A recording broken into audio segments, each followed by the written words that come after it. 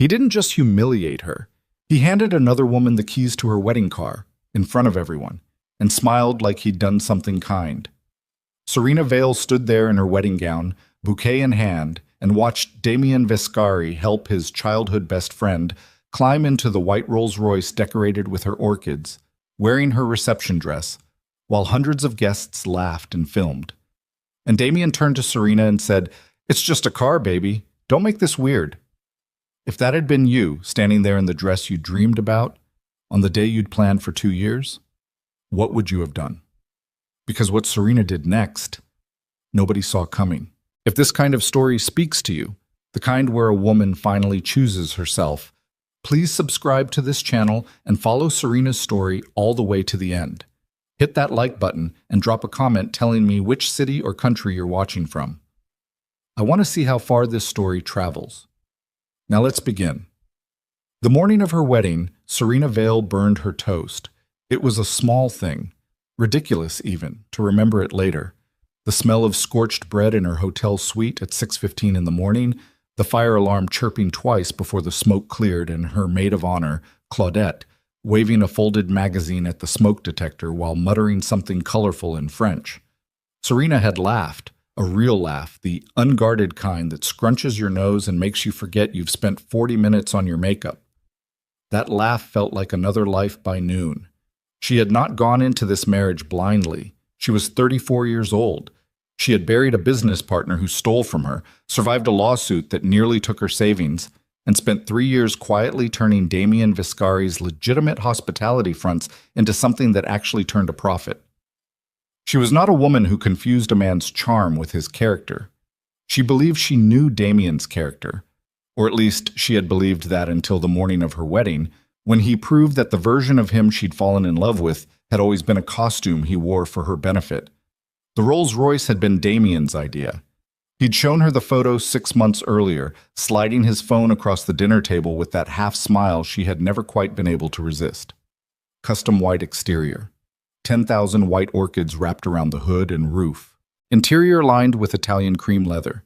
He'd pointed at it and said, "Only the best for you."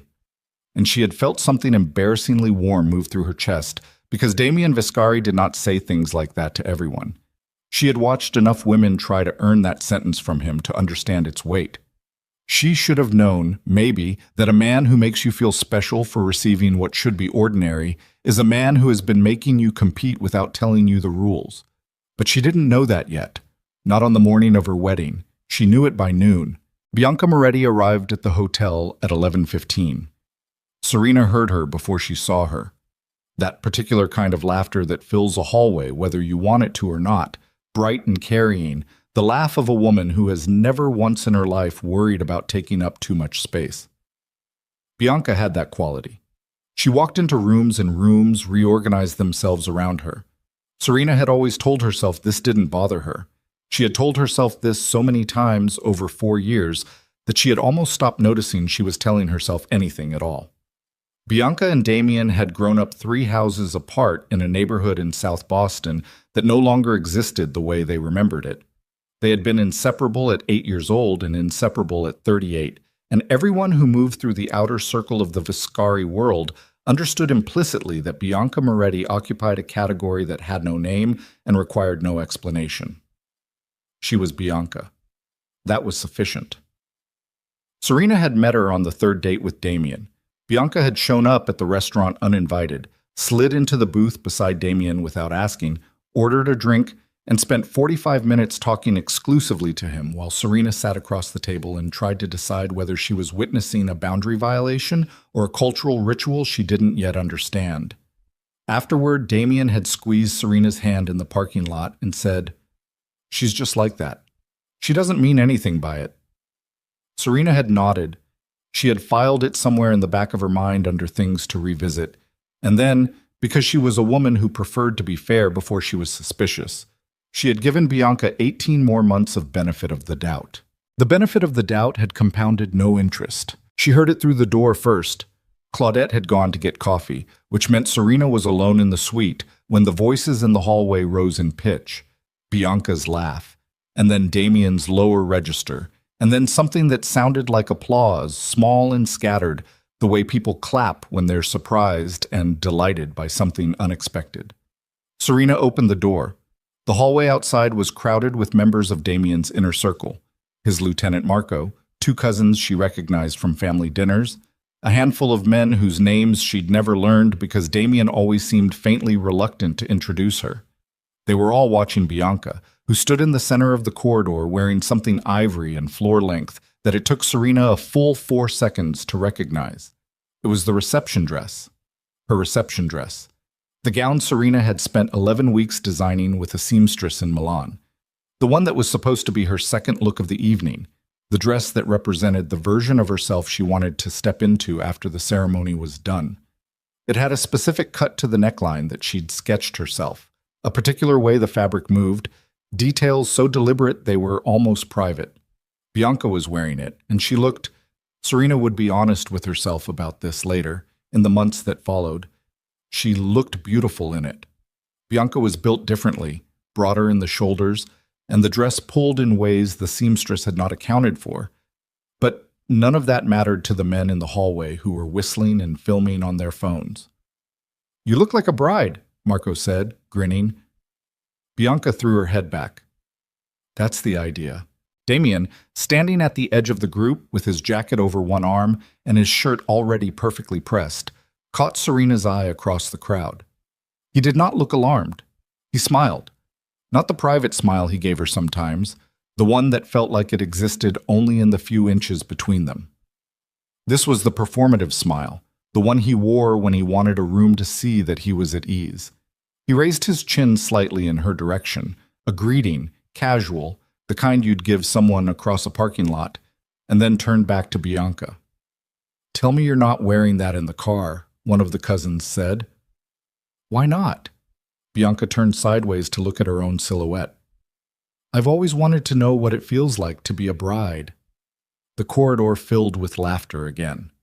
Serena stood in the doorway of her suite and felt the floor shift slightly beneath her feet, the way it does when your brain understands something before the rest of you is ready to. She told herself it was going to be fine. She told herself this with the same focused conviction she used when reviewing quarterly projections that didn't add up. The deliberate suspension of panic until she had all the relevant information. She went back inside. She sat down at the vanity. She looked at her own reflection in the way you look at a stranger you're trying to read, cataloging the details. The carefully set hair, the dress she actually was wearing, the earrings that had belonged to her grandmother and that she had carried across 3 states to be here today. She told herself Bianca would change. She told herself it was a joke that had gotten slightly out of hand. She told herself Damien would come in and explain. He came in 12 minutes later. He closed the door behind him, and for a moment he just looked at her with an expression she recognized from the time she had miscounted a margin, and he'd had to explain the error without making her feel foolish. Patient, pre-explanatory. "She just wants to feel part of the day," he said. "She's wearing my dress, Damien." "It's just a dress. You have the wedding gown." He crossed to where she was sitting, put both hands on her shoulders, met her eyes in the mirror. "You look incredible. You know that." She looked at his hands on her shoulders, the hands of a man who had rebuilt an empire from a reputation and a handshake, the hands that had been the last thing she'd held on to through the 3 a.m. moments when she questioned whether any of this made sense. "The car," she said quietly. "Will she be in the car with us?" There was a pause. Less than 2 seconds, but she had known Damien long enough to understand that a 2-second pause before an answer was not a pause for thought. It was a pause for management. "Actually," he said, "I wanted to talk to you about that." What he said next she would replay, in the weeks that followed, with the specific cruelty of a mind that can't stop touching a bruise. He said Bianca had mentioned, jokingly, he was careful to say jokingly, that she had always wondered what it felt like to arrive in a bridal car. Just the experience of it, the entrance, the moment. He said it would mean a lot to her. He said it was just a car and they would laugh about it later, and it wasn't worth creating tension on a day that was supposed to be about joy. He said, "You've always been so good about Bianca. That's one of the things I love most about you." Serena looked at his face in the mirror for a long time. She had spent 4 years being good about Bianca. She had eaten dinners that Bianca interrupted. She had rescheduled vacations when Bianca had a crisis. She had listened with steady patience while Damien explained again and again that Bianca meant no harm and required extra grace because her childhood had been difficult and her emotions ran close to the surface. Serena had given that grace every time, not because she was a saint, but because she loved Damien and she had genuinely believed, that her patience was building something real between them. Now she understood what it had actually been building: permission. "So I should take another car," she said. He squeezed her shoulders. "It'll be a great story." She nodded slowly. He kissed the top of her head, told her she was perfect, and left. She sat alone at the vanity for 4 minutes. She counted them. She looked at her own eyes in the mirror, and she breathed through her nose the way her mother had taught her to do when she was small, and the world felt like too much. Then she picked up her bouquet, straightened her spine, and walked out into a day that had already decided what it was going to be. She saw it from the hotel entrance. The Rolls-Royce had been moved to the front. The orchids caught the midday light in a way that was genuinely breathtaking. She registered this the way you register beauty, even in the middle of devastation, because some things are simply true regardless of context. Damien stood beside the open rear door. Bianca stood beside Damien, and she was still wearing the reception dress, and she had added Serena's bridal veil. Serena did not know when this had happened, did not know who had provided it, only that it now framed Bianca's face while Bianca held a phone at arm's length and filmed herself laughing. The soldiers applauded. Damien's mother, a small and precise woman named Eleonora, who had always treated Serena with the particular brand of warmth that contains no actual heat, stood to one side and smiled at Bianca with an expression Serena had never once received from her. It was not a performance. It was genuine. It was the smile of a woman watching the girl she had always hoped her son would choose. Damien helped Bianca into the car. He did it the way he was supposed to help Serena, hand at her elbow, the slight bow of his head, the attention of a man who wants the gesture to be seen. He closed the door. He straightened up. He turned around, and somewhere in the crowd behind him, Serena was standing, and he found her, and he gave her the patient look again. "There's a town car around the side," he said quietly, coming toward her. "You'll come in maybe 10 minutes after. Give Bianca her moment at the entrance." "Give Bianca her moment at the entrance," she repeated. "Sir, at my wedding." He lowered his voice. "Don't do this right now." She didn't do anything right now. She looked at him, really looked, the way she had not allowed herself to look in a long time, stripping away the hope she had been spreading over the truth, like a coat of paint. And she saw that he genuinely did not understand why she was struggling. He had made what seemed to him like a reasonable accommodation for someone he cared about, and he needed Serena to agree that it was reasonable because Serena agreeing was what Serena did. "Okay," she said. Relief moved across his face immediately. "Thank you, I knew you'd—" "Go," she said. "Your car is waiting." He touched her arm briefly, started to say something else, and then Marco called from the direction of the motorcade and the moment splintered. He was gone. Serena watched the Rolls-Royce pull away. She watched Bianca's hand appear from the rear window, waving to the crowd, the veil streaming behind her. Then Serena walked around the side of the hotel, got into the ordinary black sedan, and pulled up her phone to order a rideshare. Because there was no town car. She had known, even as he said it, that there was no town car. That detail had been invented in the moment to make the ask feel smaller, the way all of his asks had always been packaged to feel smaller than they were. The rideshare driver arrived in 4 minutes. He had a pine tree air freshener and a podcast playing quietly about compound interest. He asked her if she was going to a wedding. "I was supposed to," she said. He glanced at her in the rearview mirror, saw the gown, and apparently decided this was not a conversation he was equipped for. He turned the podcast up slightly and drove. Serena looked out the window at the city moving past her and understood, with a clarity that felt less like insight and more like the end of a long illness, that she had not been a partner in this relationship. She had been an audience, a very patient, very capable audience who had mistaken the front row seat for a starring role. She did not cry. She wanted to, in the way that you want relief when something has been pressing on your chest for a very long time. But the tears did not come yet. What came instead was something quieter and more absolute. She began to think. The church was 20 minutes away. In those 20 minutes, while Bianca's social media posts filled the feeds of 300 guests with images of herself in the wedding car, in the veil, in the reception dress, beside the orchids, laughing with Damien in the frame, Serena sat in the back of a stranger's car and made exactly two decisions. The first decision was the one she made for herself. The second decision was the one she made for every woman who had ever been told that loving someone meant disappearing gracefully while they chose someone else, and then being thanked for your flexibility. She did not tell the driver to turn around. She told him to keep going, and then she opened her clutch, took out the small notepad she always carried because she had never trusted herself to keep every important thought only in her phone, and she began to write. Not a letter. Not yet. Just a list. Every time. Every cancellation.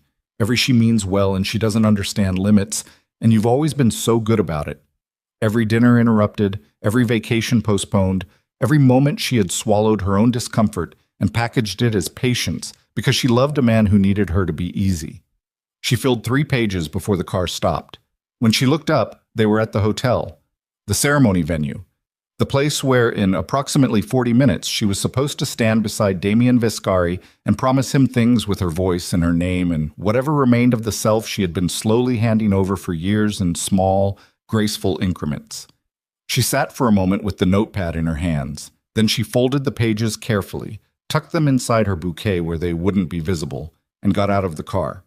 She had somewhere to be, but it was not where Damien thought. The hotel suite they had reserved for the bridal party was on the 14th floor, and by the time Serena reached it, Claudette was there with the coffee and a look on her face that said she had already heard something and was bracing herself to be professional about it. "Don't," Serena said quietly, taking the coffee. "I'm not saying anything." "Your face is saying something." Claudette sat down on the edge of the bed. She was a precise, loyal woman who had organized 12 events for Serena over 6 years, and who understood by long experience that Serena Vale did not want comfort before she wanted clarity. "What do you need?" "My phone charger. And about 20 minutes where nobody comes in." "Done." Claudette left. Serena locked the door. She sat in the silence with her wedding dress and her coffee and the 3 pages she had written in the back of a stranger's car, and she thought about her grandmother's earrings and the toast she had burned that morning, and the specific sound of Bianca's laughter in that hotel corridor, and Damien's 2-second pause before he told her there was a town car. She thought about the list. Every item on it was true. She had not exaggerated, she had not dramatized. She was not someone who needed to exaggerate pain to take it seriously. Every item was simply true, and when you lay them all out in sequence without the individual explanations and the ambient affection that had colored each moment in isolation, the pattern was clear. She had been patient for so long that her patience had become the foundation of something she had not agreed to build. She set down the coffee. She reached for her phone and saw 37 notifications, and at the top of the stack a message from Damien sent 14 minutes ago that read, "Where are you? Guests are asking. Don't make a scene today, please."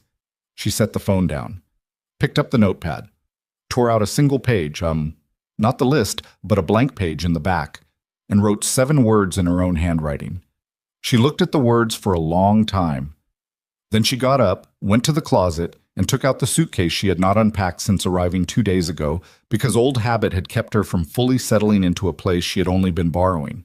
She began to fold the wedding dress with the careful attention of someone who understands that beautiful things deserve to be handled gently, even when you are done with them. Outside, through the window, she could hear the city the way you hear it from 14 floors up, compressed and distant, an abstraction of lives moving forward. Somewhere in this hotel, guests were finding their seats. Somewhere, Bianca was still posting photos. Somewhere, Damien was standing at the head of an aisle, waiting for a woman he believed he understood. Serena placed her grandmother's earrings back in their velvet pouch. She slid her engagement ring off her left hand and held it for a moment. Not dramatically, not with any particular ceremony, just looking at it the way you look at something you valued before it became evidence, and set it in the center of the ring box on the vanity. She placed the 7-word note beside it. She picked up her suitcase. She paused at the door of the suite. 14 floors up, white dress folded in a bag, 4 years of her life reduced to a single piece of paper, and a returned ring, and she felt the full weight of what she was doing move through her the way that real things do. Not cleanly, not neatly, with a grief that was genuine and a certainty that was stronger. Then she opened the door. She walked down the corridor toward the service elevator because the main lobby was full of wedding guests and she was not interested in making an exit that anyone could photograph. She pressed the button. She waited. The elevator opened. She stepped in and the doors closed behind her, and she exhaled a breath she had apparently been holding for approximately 4 years. Outside the hotel, it was a clear afternoon. Ordinary traffic. A bus pulling away from a stop across the street. 2 pigeons arguing about something on the edge of a fountain. Serena Vale walked out of the front entrance of a hotel where her wedding was about to not happen, got into the second rideshare of the afternoon, and gave the driver an address nobody was going to look for. She did not look back at the building, not because it didn't hurt, but because she had written her grandmother's most important piece of advice on that little notepad page once, years ago, when she was young enough to write things down she didn't yet understand. A woman who knows her own value doesn't need to argue her case. She understood it now.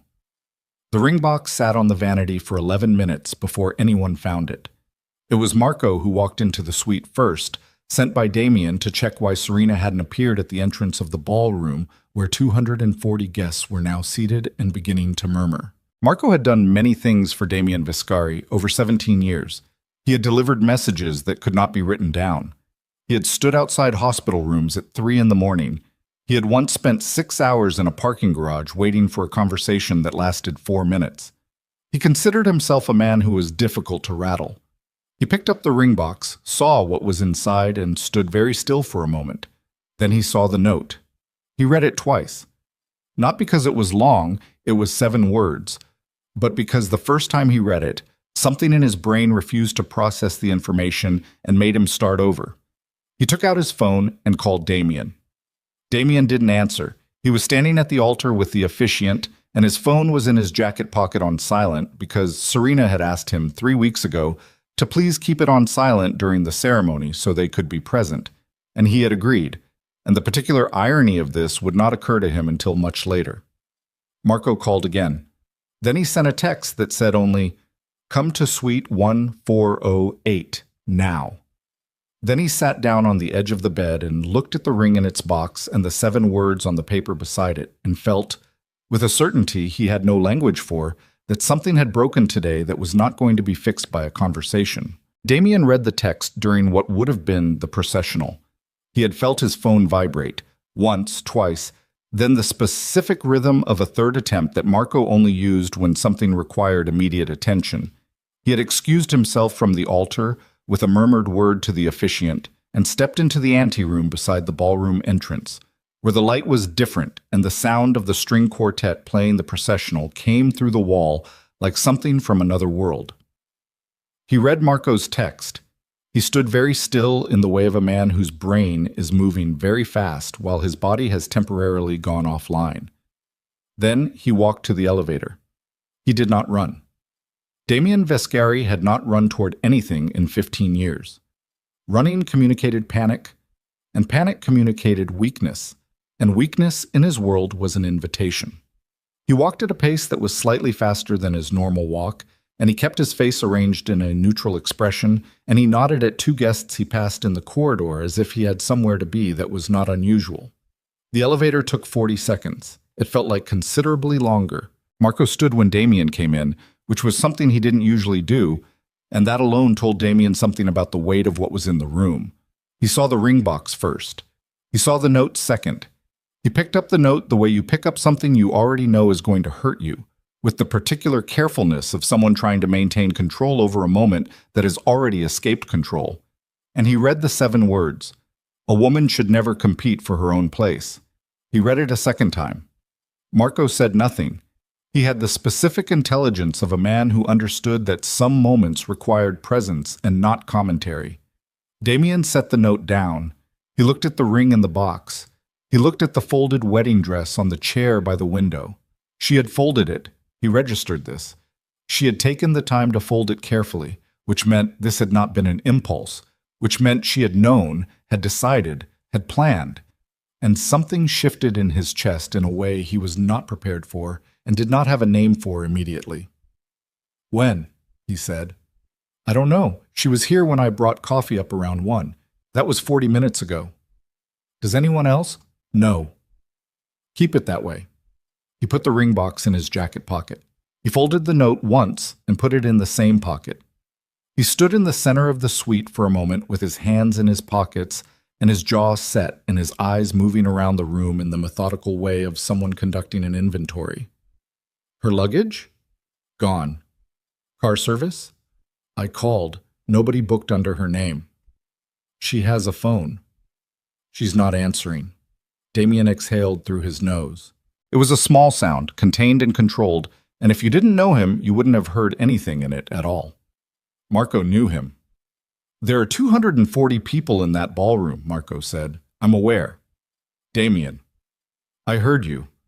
He walked to the window and looked out at the city the way Serena had looked out at it an hour ago, though he didn't know that, and the view meant something entirely different to him. The streets below represented infrastructure, territory, the organized geography of an empire he had built and maintained by never losing his footing. He had lost his footing today. He wasn't ready to examine how or why. He was still in the part where you locate the breach and stop the bleeding. "Tell the officiant there's a delay," he said finally. "Medical issue. Keep it vague. Give me 30 minutes. And if she doesn't..." 30 minutes, Marco." Marco left. Damien stood alone in the suite where his bride had packed her things and disappeared, and he called her number. It rang 4 times and went to voicemail. He called again. Voicemail. He stood with the phone against his ear after the 3rd attempt and listened to her recorded voice ask him to leave a message, and felt, for the first time in a very long time, completely without a move. Downstairs, Bianca had not changed out of the reception dress. She had come back from the Rolls-Royce entrance flushed with the particular energy of someone who has been the center of attention and found it suited them, her phone full of footage she was already reviewing as she moved through the lobby, pausing to show Marco's cousin a clip of herself waving from the car window, laughing at the way the veil had caught the wind. She found out Serena was gone the way she found out most things. Not from Damien directly, but from the atmospheric shift in the men around him.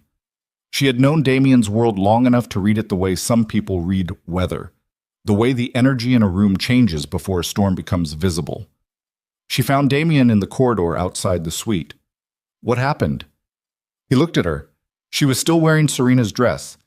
He registered this fact now with an expression that had nothing performative in it, just a long, flat look that she had rarely received from him and which landed somewhere uncomfortable. "She left," he said. Bianca was quiet for a beat. "Left." "Gone. Bag gone. Ring on the vanity." Bianca absorbed this. She had a gift for making her face unreadable when she needed to, a skill she had developed over years of navigating spaces where showing too much of your reaction was a liability. "She'll come back," she said. "She's upset. She'll calm down and..." "Her attorney called me 3 minutes ago." That stopped her. "She called her attorney," Damien said, "before she left the building. She is not calming down somewhere. She is not taking a walk. She planned this, Bianca." His voice was even, controlled, which was somehow worse than if he'd raised it. "She planned this before we got to the car this morning." Bianca opened her mouth. "Don't," he said. Not loudly, just with a finality that closed the space before she could fill it. She looked at him. He looked at her. And for the first time in the considerable history of their friendship, something passed between them that was not warmth and was not ease. It was accountability, arriving late and uncomfortable, the way it always does when you've been avoiding it long enough. "I just wanted..." she started. "I know what you wanted, Bianca." He ran one hand across his jaw. "I always know what you want. That's the problem. That's been the problem." She took a breath. "You're blaming me." "I'm not blaming you." He said it with the weariness of a man who has run this particular calculation 100 times and arrived at a result he doesn't like. "I made every choice. I know that. But I'm standing in an empty room where my fiancée should be, and you're standing in front of me in her dress, and I need you to understand something." He waited until she met his eyes. "She left me a note with 7 words. 7 words, Bianca. And every single one of them is something I should have said to her myself and never did. Bianca looked at him for a long moment. Something moved across her face that might have been guilt, or might have been something older and more complicated than guilt. The kind of feeling that doesn't have a clean name because it's made up of too many other feelings pressed together over too many years. "I'm sorry," she said, and she sounded for once like she meant it. "Yeah," he said. "Me too." He walked back into the suite and closed the door. The guests were told there had been a medical situation within the wedding party. They were asked to help themselves to cocktails and appetizers in the adjacent lounge. And most of them did, because people at catered events are generally willing to accept a delay when the drinks are good and the food is free. A murmur went through the room, layered and complex, the way murmurs do in spaces where many people share a context and none of them have the complete picture. Damien's mother found Marco in the lounge and pulled him to a corner with the grip of a woman who has spent 50 years understanding that information is currency. "Where is she?" Eleonora Vescari asked. Marco gave her the look he gave people when he was not authorized to answer. "Marco, Mrs. Vescari, Damien is—" "I'm not asking Damien, I'm asking you. Where is the girl?" "She's not here." Eleonora was quiet for a moment. She had the particular stillness of someone absorbing news they considered, on some level, inevitable. She straightened the bracelet on her wrist, a slow, deliberate adjustment that was not really about the bracelet. "He'll find her," she said. "Mrs. Vescari—" "He always does." Marco said nothing. Eleonora looked at him with the level eyes of a woman who had outlasted many difficult things and expected to outlast this one too. "Tell him his mother is here when he's ready." She walked back toward the lounge, and Marco watched her go, and thought that she sounded less like a mother concerned about her son and more like a woman confirming a predictable outcome in a situation she had never fully opposed. By 4:15 in the afternoon, the video was online. Someone from the hotel staff, no one ever determined exactly who, had uploaded 16 seconds of footage to a short-form video platform. It showed the front entrance of the hotel, the white Rolls-Royce, the orchids catching the light, and Damien Vescari physically stepping in front of his bride, one hand raised in a casual stopping gesture, while Bianca Moretti moved past both of them toward the open car door. It showed Damien turning back to Serena with a smile. It showed Serena standing with her bouquet, very still, and then the car door closing on Bianca and Damien walking around to the other side, and Serena not moving, and the motorcade beginning to pull away while she stood there alone on the hotel steps in her wedding dress. 16 seconds. By 5 o'clock, it had 400,000 views. By 6, it had crossed 2 million. The comments filled with the specific outrage that internet audiences reserve for moments that feel both personal and universal. The particular fury of people who recognize something from their own lives in someone else's humiliation. The comment section ran like a river. She just stood there. And did he really just stop her from getting in her own car? And the look on her face. I can't stop watching the look on her face. Serena's face in the 16 seconds was not crying. It was not dramatic. It was doing something more difficult. It was staying composed while something behind the eyes went somewhere very far away. It was the face of a woman deciding something. The internet understood this instinctively, even the people who couldn't have articulated what they understood. By 7 o'clock, the phrase "Mafia wedding that never happened" was trending in 4 cities. Damien found out about the video from Marco, who sent him the link with no additional comment at 5:47. He watched it on his phone standing in the hotel suite that smelled faintly of Serena's perfume and the burned-out optimism of a morning that had gone catastrophically sideways. He watched it twice. The second time he watched his own face. He watched himself put his hand up to stop her. He watched himself smile at Bianca. He watched himself turn back to Serena with the patient, reassuring expression of a man who believed he was managing a situation smoothly. He watched Serena stand there. He turned the phone off. He sat on the edge of the hotel bed, the same bed Marco had sat on when he found the ring, and put his phone face down on the duvet and looked at the middle distance for a considerable time. His phone began to vibrate with calls he wasn't going to answer. 3 from business partners. 1 from a man named Greco, who operated out of Philadelphia and with whom Damien had a meeting scheduled for the following Thursday, that now seemed remote in the way that all scheduled future events feel remote when the present is disintegrating. One from a number he didn't recognize that turned out, when he finally checked the voicemail, to be a producer from a news program, and then a call from Bianca, which he let go to voicemail, and then a second call from Bianca, which he also let go. He did not call Serena again, not because he didn't want to. He had reached for the phone 4 times in the last hour with the specific muscle memory intention of calling her, but because her attorney had sent a very brief and very clearly worded email at 4:30 that ended with, "My client requests that all further communication be directed through this office." My client. Serena Vale had made herself a client before the cocktail hour was over. He understood, with the clarity that arrives too late and feels like standing in cold water, that she had not left in anger. Anger was something you came back from. Anger spent itself and left an opening. This was something else. This was a decision that had been made with the full cognitive capacity of a woman who had been thinking clearly for a very long time about what she would do when she finally chose to stop pretending. He had mistaken her patience for accommodation. He saw now that it had been evidence. The guests left by 8. The caterers began breaking down the reception space that had never hosted a reception. Servers stacked plates that had been fully set and fully unnecessary. Someone rolled the wedding cake, 5 tiers, white fondant, pale gold detailing, on a cart toward the freight elevator. And the absurdity of this image, this enormous, beautiful object moving silently through a service corridor on its way to nowhere, landed on Marco with a force that surprised him. He found Damien in the bar off the lobby at 8:40, sitting alone at a corner table with a glass of something he wasn't drinking. His jacket folded over the chair beside him, his tie loosened in the specific way of a man who has given up on the formality of the day without taking the step of actually removing it. Marco sat down across from him. He didn't say anything. Damien didn't say anything.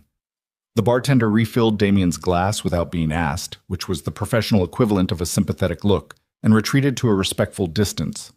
"Greco called," Marco said eventually. "I know. Antonelli's people reached out too, just to confirm Thursday is still—" "It's not." Marco absorbed this. "I'll call them." "Do that." Silence again. "The video," Marco said. "I watched it." 4 million now. Damien turned the glass in a slow circle on the table. "Good for them." "Damien," Marco waited until he looked up.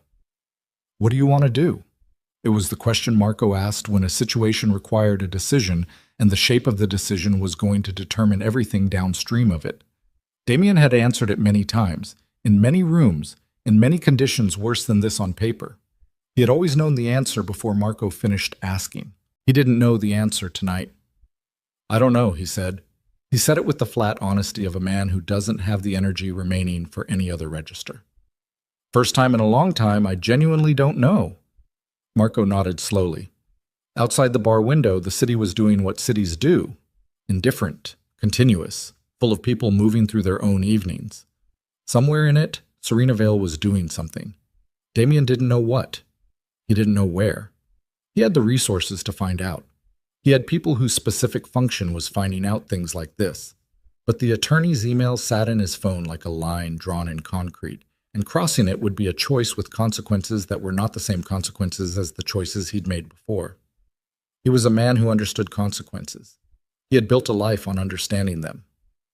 "She planned it before we got to the car," he said quietly. Not to Marco, really, to the room, or to himself, or to the glass he wasn't drinking. "She knew. She came down those steps already decided, and He stopped, started again. "I smiled at her. I stood in front of her and told her to take another car, and I smiled, and she said, 'Okay,' and I thought I had handled it." Marco said nothing. 17 years, Damien said, "and nobody has ever made me feel like a fool. I did it to myself today, and I didn't even know it was happening until I was watching it on a phone screen at 5 o'clock in the afternoon." He picked up his glass, finally drank, set it back down. "Find out where she's staying," he said. "Don't contact her. Don't send anyone. Just find out. And then? And then I need to think." Marco stood, buttoned his jacket out of long habit, and left. And Damien sat alone in the corner of the bar with the city outside and the ruins of his wedding somewhere above him on the 14th floor, and he thought about 7 words written in handwriting he knew as well as his own, and about a woman who had spent 4 years being patient while he spent 4 years mistaking her patience for an unlimited resource. He thought about the way she had said okay when he told her to take another car. How still her face had been. How he had walked away relieved. He hadn't seen it. That was the thing he kept arriving at, the fact he kept turning over. He had stood 2 feet from her, and he had not seen what was actually happening in her face because he hadn't been looking. He'd been looking at the logistics, the optics, Bianca's mood, the morning timeline. He had looked at everything in the situation except the person in it who mattered most. He had not seen her. 4 years, and in the end, he had not been looking. His phone lit up on the table, a text from Bianca. "I heard about the video. I'm so sorry, Damien. I didn't know it would go this far. Can we talk?" He looked at the text for a long time. Then he turned the phone face down. Outside, a car with its windows down passed the hotel at a speed slightly above the limit, music coming out of it loud enough to hear through the glass. Something with a driving bass line that didn't care about the evening at all, that existed entirely in its own forward motion. Damien watched it go. And somewhere across the city, in an address he didn't yet know, Serena Vale sat in a room that was quiet and small and entirely her own. And she was not waiting, and she was not hoping, and she was not looking at her phone. She was writing in her notepad. Not a list this time, a plan. The plan filled 6 pages by midnight. Serena had always been a list maker, a margin writer, a woman who thought better with a pen in her hand than with her eyes closed in the dark. The room she had checked into under her mother's maiden name was a mid-range extended-stay hotel 11 blocks from the venue where her wedding had failed to happen, chosen specifically because it was the kind of place nobody from Damien's world would think to look. Not because it was hidden, but because it was ordinary, and the Vescari orbit had very little experience with ordinary. The room had beige walls and a laminate desk and a heating unit that cycled on with a sound like a cough every 20 minutes. And Serena had sat at that desk since 9 o'clock with her notepad and her phone and the particular focused energy of a woman who has been redirecting grief into logistics. She was good at this. She had always been good at this. The plan had 3 phases. The first was extraction, removing her name, her financial contribution, and her creative ownership from every legitimate business she had helped Damien build over 4 years. This was not as simple as it sounded. Her attorney, a precise and unsentimental woman named Harriet Bloom, who operated out of a midtown office and who had been quietly advising Serena for 8 months on a range of matters that now felt extraordinarily prescient, had sent a preliminary outline at 10:15. The outline was 7 pages. It covered 4 hospitality properties, 2 licensing agreements, 1 pending trademark application that bore Serena's creative signature so thoroughly that contesting it would require Damien's legal team to argue in court that she had not designed what she had demonstrably designed. The second phase was financial isolation.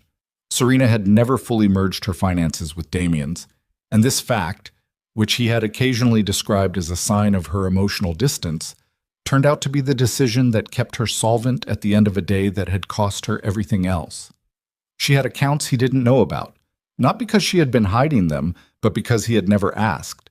He had paid for the wedding. She had paid for her own life, quietly, continuously, in the background of a relationship where she had been expected to show up fully while leaving the smallest possible footprint. The third phase she had only outlined in fragments. It was the one that required the most from her, the one that was less about dismantling the old life than about constructing something from the rubble. She had written pastry, and then the Marchetti space on Delancey, and then a number that represented the sum in her private account that was more than people thought she had, and less than what she would need, and approximately right for a woman willing to work 18-hour days for the first year. She had circled the number. Then she had put the pen down and looked at the ceiling for a while. The heating unit coughed. She thought about her grandmother's kitchen, which had smelled of anise and burnt sugar and something ineffable that she had spent 15 years trying to reproduce in professional kitchens without ever quite getting right. Her grandmother had run a small pastry operation out of her home in Providence for 31 years and had never once described it as a business. She called it her place. The specific possessive had always stayed with Serena. Not the business, not the shop, but her place, as if the defining feature was not what it produced, but who it belonged to. She wanted a place, her own place, not attached to a man's name or a man's empire or a man's idea of what she was useful for. She wrote, "My name only at the bottom of the page," and underlined it twice. Then she turned the notepad face down, set her phone to Do Not Disturb, and slept for the first time in what felt like a very long time.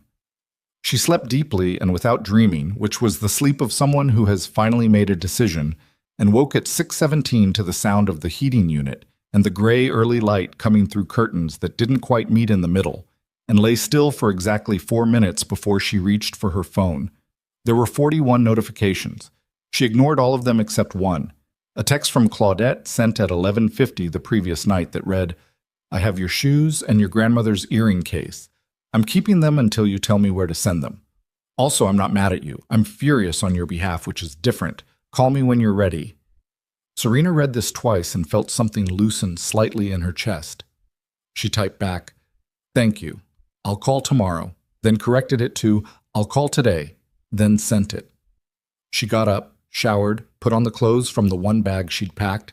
She had been practical even in the packing. 3 changes of clothes, her laptop, the folder of documents Harriet had told her to keep in her physical possession.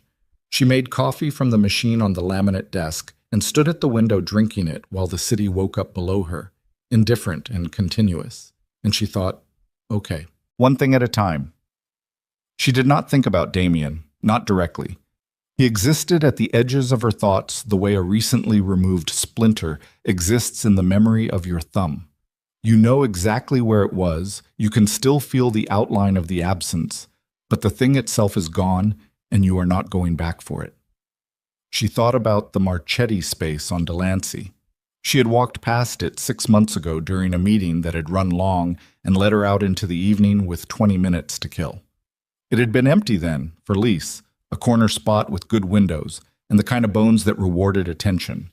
She had stood outside it for probably longer than was rational and taken 3 photos on her phone and then put her phone away and gone back to her life, which at the time had still looked like a life she was choosing. She opened her phone and looked at the photos now. The windows were still good in the photos. She sent them to Harriet with the message, "Can you find out the lease terms on this property?" "Don't use my name yet." Harriet responded in 6 minutes, which was fast for 6:30 in the morning, and which told Serena that her attorney had been awake and alert in a way that suggested she had anticipated being needed. "Already pulled the listing last night," Harriet wrote. "We should talk this morning. There are some things you need to know before you make any property decisions." Serena read this and felt the specific quality of unease that comes from an attorney choosing the words, "things you need to know," rather than just telling you the things. "What things?" she typed. "Call me at 8, Harriet wrote. "Not before. I want to make sure I have everything in front of me." Serena set the phone down. She finished the coffee.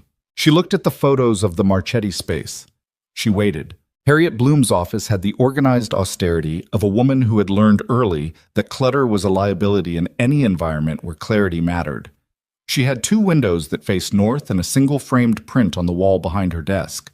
Not art, exactly, just geometry, repeating angles and muted colors that managed to be both calming and subtly aggressive, which Serena had always thought was exactly right for an attorney's office. They met in person. Serena had taken a cab. Harriet was already at her desk when Serena arrived at 8:03, 2 coffees on the desk, a legal pad open, and the expression of a woman who had spent the night working and was choosing not to comment on it. "Sit," Harriet said. Serena sat. First, the immediate items. Harriet turned the legal pad to face her. "We sent the formal withdrawal notice on the Kessler Hotel partnership last night. That's the easiest one. Your name's on the design credit. The licensing is clean. They'll negotiate.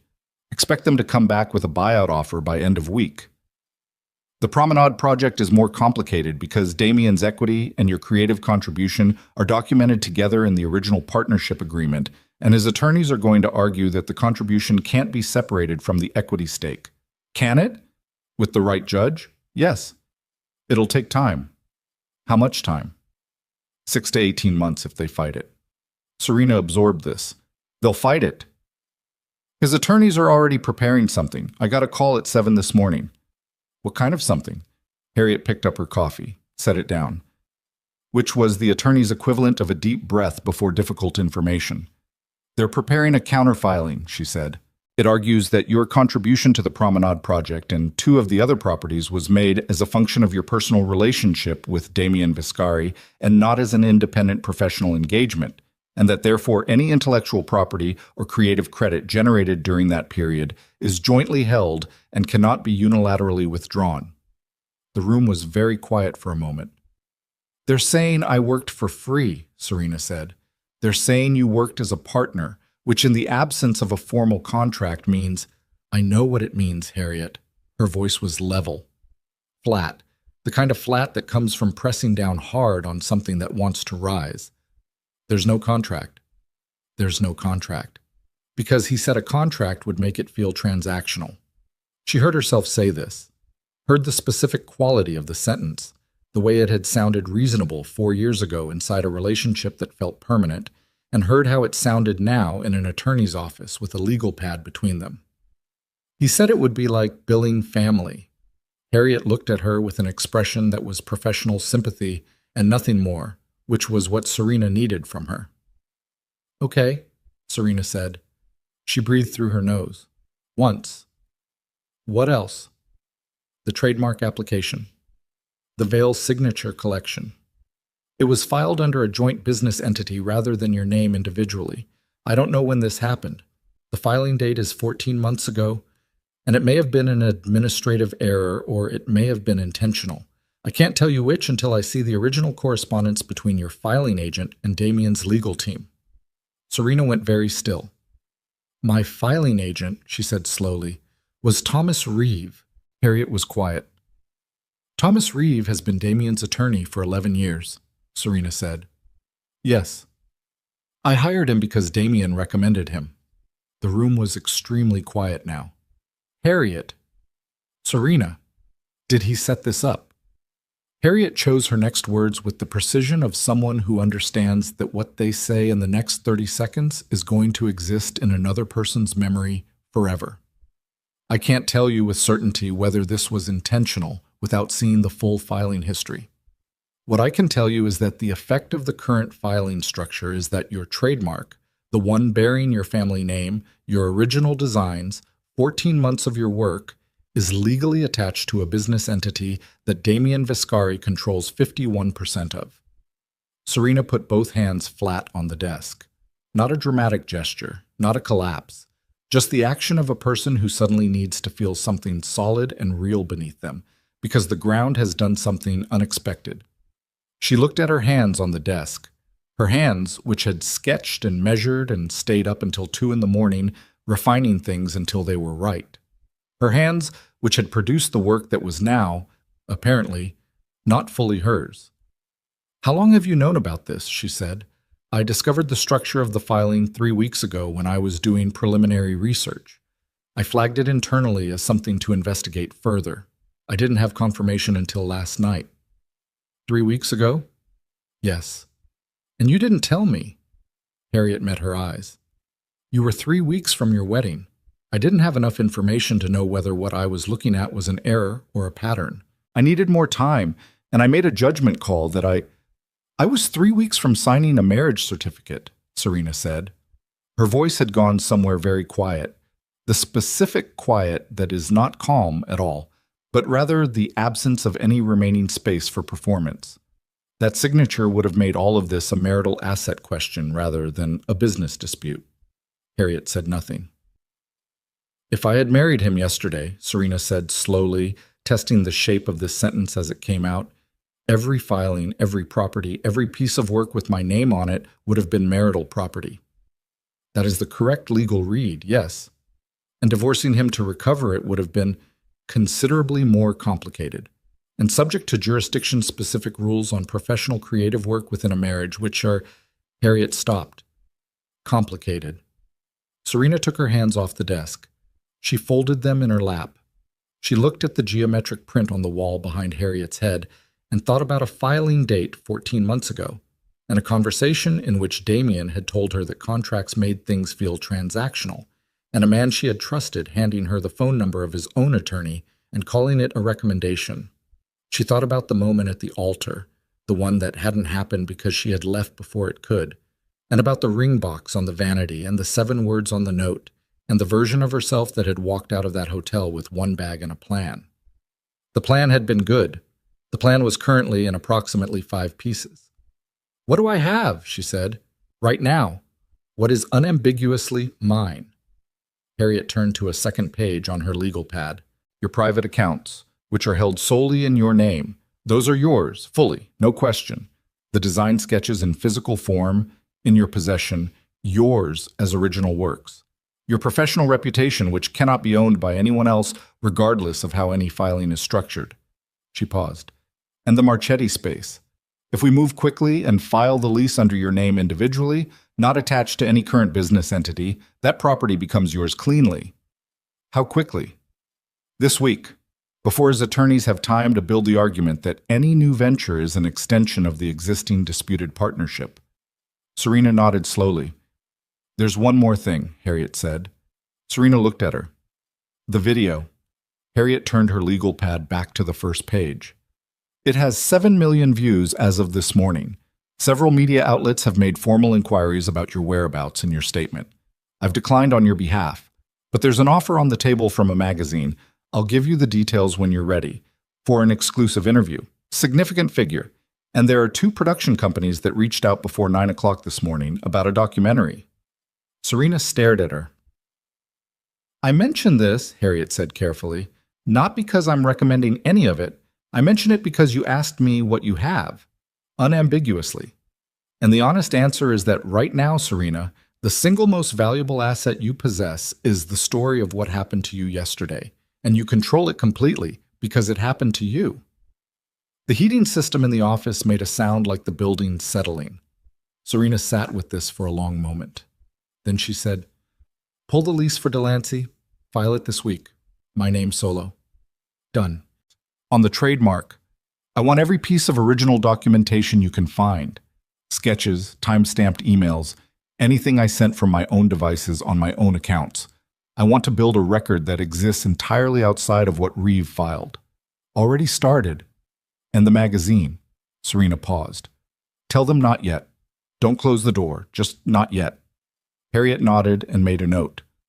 "What about Damien's counterfiling?" Serena said. "We respond." "With what?" "With the truth, documented to the degree that we can document it, filed in a court that will spend the next several months determining the difference between a loving partner who contributed her professional skills freely and a professional whose skills were incorporated into a business structure without her explicit legal consent. Which one will they believe?" Harriet looked at her directly. "Right now, with 7 million people having watched a man stop his bride from getting into her own wedding car, I think a jury would be receptive to a great many things." Serena said nothing. She thought about Damien's face in that hallway, the patient expression, the smile. "It's just a car, baby. It was never about the car." She understood this now, with a clarity that arrived not as a revelation, but as a confirmation.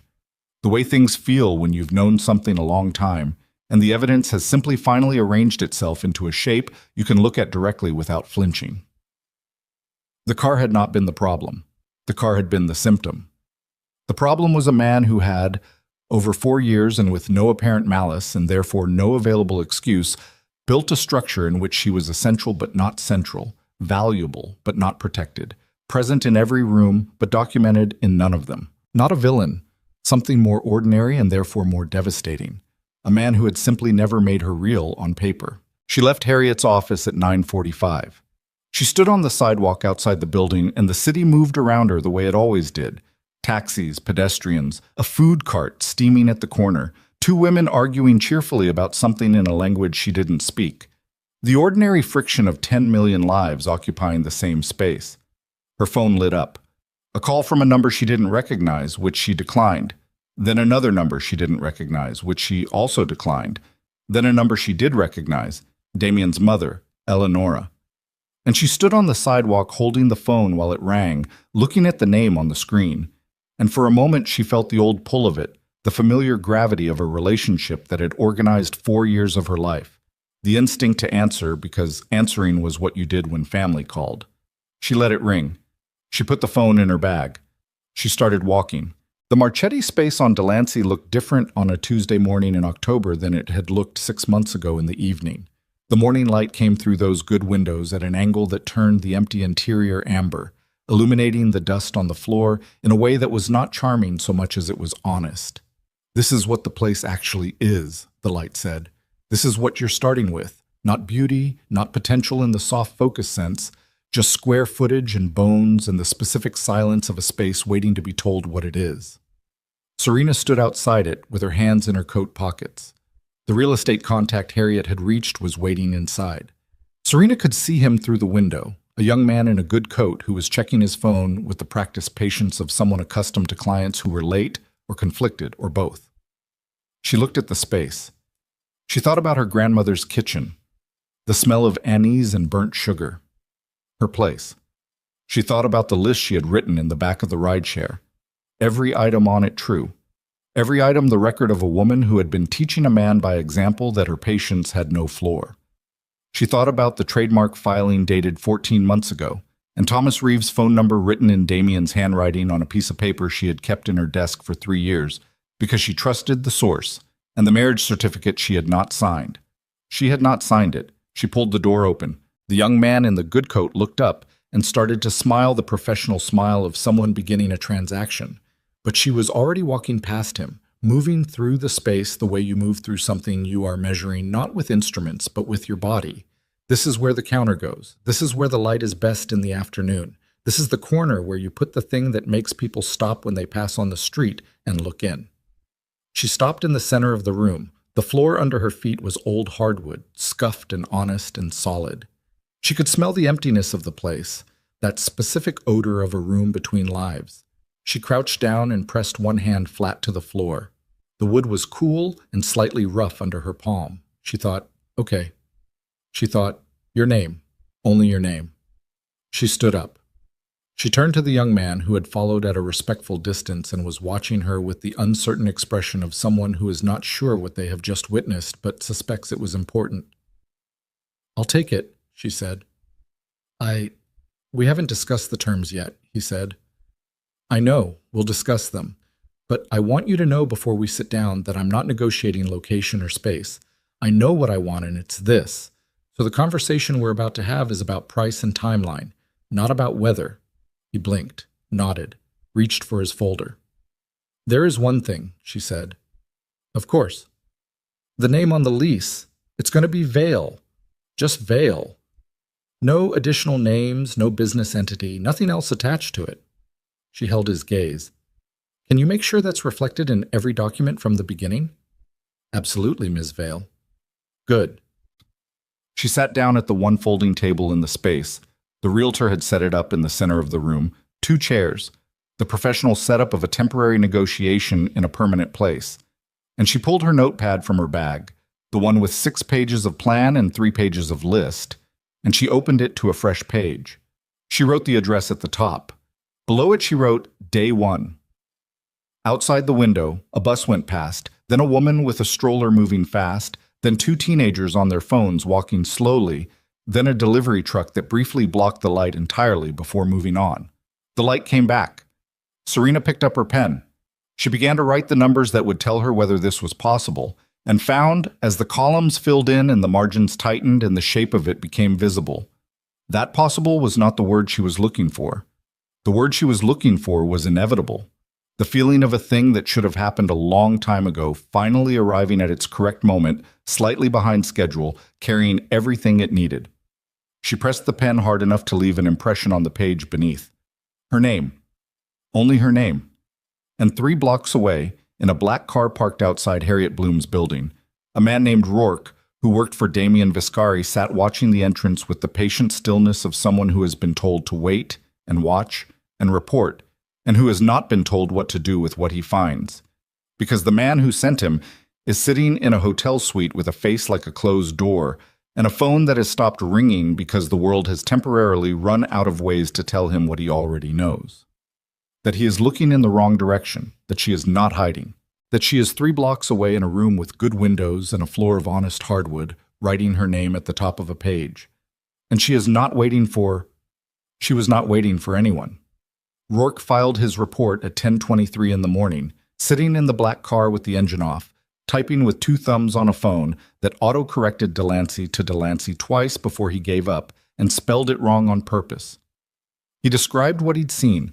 Serena Vale entering a commercial property on Delancey Street at 9:51, accompanied by a real estate agent, remaining inside for 42 minutes, exiting at 10:33 with a folder under her arm, and the specific body language. He didn't use those words. He wrote she looked like she knew what she was doing. Of a woman who had finished one thing and was moving directly to the next. He sent the report. He waited. Damien's response came back in 4 minutes. Don't follow her. Come back. Rourke looked at the message for a moment, then started the car. Damien was in the suite when Marco arrived at 11. Not the wedding suite. He had moved to a standard room on the 9th floor sometime in the early morning, taking his jacket and his phone and leaving everything else where it was. The standard room was smaller, anonymous, the kind of room that doesn't ask anything of you, and he had sat in it through most of the night with the television on mute and the city outside doing its indifferent thing, and his phone on the table, accumulating messages he sorted into 2 categories, ones that required a response because they represented actual operational consequences, and ones that were noise. The noise category was winning by a significant margin. He had slept for possibly 3 hours in the chair by the window, which was not sleep so much as a negotiated pause between one state of alertness and another, and he had woken with a stiffness in his neck, and the immediate, unambiguous awareness of everything that had happened the previous day arriving before he was ready for it, the way bad news always does. Not gradually, but all at once, like walking into a room where the lights are already on. Marco brought coffee and a leather folio and sat across from him at the small round table by the window with the expression of a man who has been awake as long as Damien has and is choosing to say nothing about it. Business first, Damien said. Greco rescheduled for next week. He said it diplomatically, but it's concern. The video. I know. Antonelli's office called again this morning. More specifically, they called my cell rather than the main line, which is a signal. Yes. Damien wrapped both hands around the coffee cup. His knuckles were not quite white, but the grip was tighter than coffee required. Who else? Rivera. He wants to meet. Rivera never wants to meet. He wants to send someone to meet. This time he wants to meet. In person.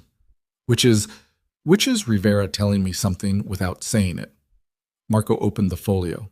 He laid out 3 printed pages, which was unusual. Marco rarely printed anything, and the act of printing suggested information he wanted Damien to hold in his hands rather than read on a screen, which meant it was the kind of information that should not move through servers or histories. The trademark filing, Marco said. Damien looked at the pages without touching them. Reeves sent me a summary at 7 this morning, unsolicited. Marco's voice was careful and neutral. He wanted me to have it before things moved further than necessary. Before her attorney got far enough to make it a problem in court. That's the inference, yes. He's covering himself. He's covering himself, Marco confirmed. Damien picked up the top page. He read it the way he read things he already partially understood and was looking for the specific detail that changes the shape of everything, quickly, scanning, and then stopping suddenly at a sentence and reading it again with his full attention. He set the page down. 14 months ago, he said. Yes. I was in Milan 14 months ago, with her. Marco said nothing. We were there for the textile sourcing for the Promenade project. She spent 3 days in meetings with suppliers and spent the evening sketching. She showed me some of the sketches. He paused. She was proud of them. It was the first time in a long time I'd seen her. It was a good trip. Damien. Who filed it? Reeves' office. Whose instruction? Marco was quiet for a moment that ran slightly too long. The filing was generated by Reeves' office under instruction from the partnership entity. The authorization signature on the filing documentation is yours. Damien looked up. You signed a large bundle of partnership documents in September of that year, 14 months ago. It was the quarterly administrative bundle. Reeve presented it as routine. The trademark incorporation was on page 31. The room was very quiet. Damien looked at Marco with an expression that was not anger yet. It was the stage before anger, the stage that looks like stillness, but is actually a very fast internal calculation, running backward through events, finding the page, seeing the signature, understanding the geometry of how a man you trusted built something into a document you didn't read closely enough because you trusted him to present it correctly. He put it in the quarterly bundle, Damien said, on page 31. Did you know? No. Marco said it flatly and directly, the way he said things he needed Damien to believe without question. I did not know. If I had known, I would have told you. Damien looked at him for a long moment. Then he nodded once, which meant he believed him, and the question was closed. Where's Reeve now? His office. He's been there since 8. Damien, he knows you know. That's why he sent the summary. He's already in the position of managing this, not explaining it. He has his own counsel on standby. Of course he does. Damien stood up. The movement was not abrupt. He unfolded from the chair the way you stand when you have been sitting in one position too long and your body objects. And he crossed to the window and stood with his hands in his pockets, looking at the city. And the posture was familiar to Marco from many years and many rooms. It was the posture of a man who was building something in his head, arranging pieces, testing the architecture for load-bearing points. What she built, Damien said, not turning around. The hospitality work, the designs, how much of it... He stopped, started again. If the last 4 years had been different, if I had given her contracts, her own agreements, not folded into mine, what would she have? Marco considered this with the seriousness it deserved. The promenade design credit alone is worth significant licensing revenue. The hotel aesthetic she developed for Kessler is being replicated in their new properties. She should be receiving royalties for that. The Veil signature collection, if it had been filed correctly, would be hers outright, and the name alone, right now, with the public attention. He paused. She would be in a very strong position. Damien turned around. Instead, she has an attorney fighting for what should already be hers, he said. Yes. Because I let Reeve handle everything. Because Reeve handled everything. Which I allowed. Marco didn't answer. Call Reeve, Damien said. Tell him I'm coming to his office. Not to meet. Tell him I'm coming to his office, and he should have every document related to Serena's filings on his desk before I get there. And he should have his own attorney present if that makes him feel safer, but he should be there. And if he's not, then we'll have a longer conversation about what it means to not be there. Marco closed the folio, stood, straightened his jacket. There was a quality of relief in his efficiency that told Damien what he needed to know. That Marco had been waiting for this, for the moment when Damien stopped sitting in a chair by a window and started moving, because Marco's entire professional function was motion, and the last 18 hours had been an unusual suspension of it. One more thing, Marco said at the door. What? Bianca called the suite 3 times last night. I intercepted. She wants to talk to you. Damien looked at him. She says it's not about what you think it is. It never is. He walked past Marco into the corridor. Reeve's office was in a building on 53rd that had the self-satisfied architecture of a place that had been expensive for a long time and expected to continue being expensive. The lobby had marble floors and a security desk and an elevator bank that required a key card above the 4th floor, all of which Damien moved through with the ease of a man for whom systems designed to control access have always bent to accommodate his presence, because he had spent 20 years ensuring that his presence carried the kind of gravity that made systems accommodating. The receptionist on Reeve's floor, a young man who had clearly been briefed, stood when the elevator opened. Mr. Vescari, Mr. Reeve is expecting... I know he is. He didn't slow down. The conference room was at the end of the corridor, glass-walled, and through it Damien could see Thomas Reeve standing near the window with a man he didn't know who had the professional posture of legal counsel. On the conference table, there were several stacked folders and a laptop open to something. Reeve was 61 years old, silver-haired, and had the cultivated composure of a man who had spent decades in rooms where composure was currency. He turned when Damien opened the door, and his expression had been arranged in advance into something that was not quite apologetic and not quite defensive. The practiced middle ground of someone who has decided that the best available position is cooperative. "Damien," he said. "Sit down, Thomas." "I'd like to—" "Sit down." Reeves sat. His counsel sat beside him. Damien remained standing, which was a choice, and everyone in the room understood it as such. "Page 31, Damien said. Reeves' jaw tightened almost imperceptibly. The quarterly bundle was prepared by my office based on the structure of the partnership entity and the standard protocols we had established. Page 31, Thomas. I want to hear you explain page 31. The trademark incorporation was filed to protect the intellectual property generated within the partnership structure. At the time, the determination was made that incorporating it within the joint entity provided better protection than a standalone filing. Better protection for whom? Reeves stopped. Better protection for whom? Damien said again, very quietly, which was considerably more alarming than if he had said it loudly. The partnership entity. She had no seat in the partnership entity. She had no equity. She had no defined role in the documented structure of that entity. Damien put both hands on the table and leaned forward slightly. You incorporated her creative work into a structure she had no ownership of and buried the paperwork on page 31 of a document I signed without reading that specific page because I trusted you to present documents that represented what you said they represented. The document was available for review. Don't. The word landed like a door closing. Don't finish that sentence. You have been my attorney for 11 years, and you know the difference between a document that was available for review and a document that was designed to be signed without review. You know which one that was. Reeves' counsel opened his mouth.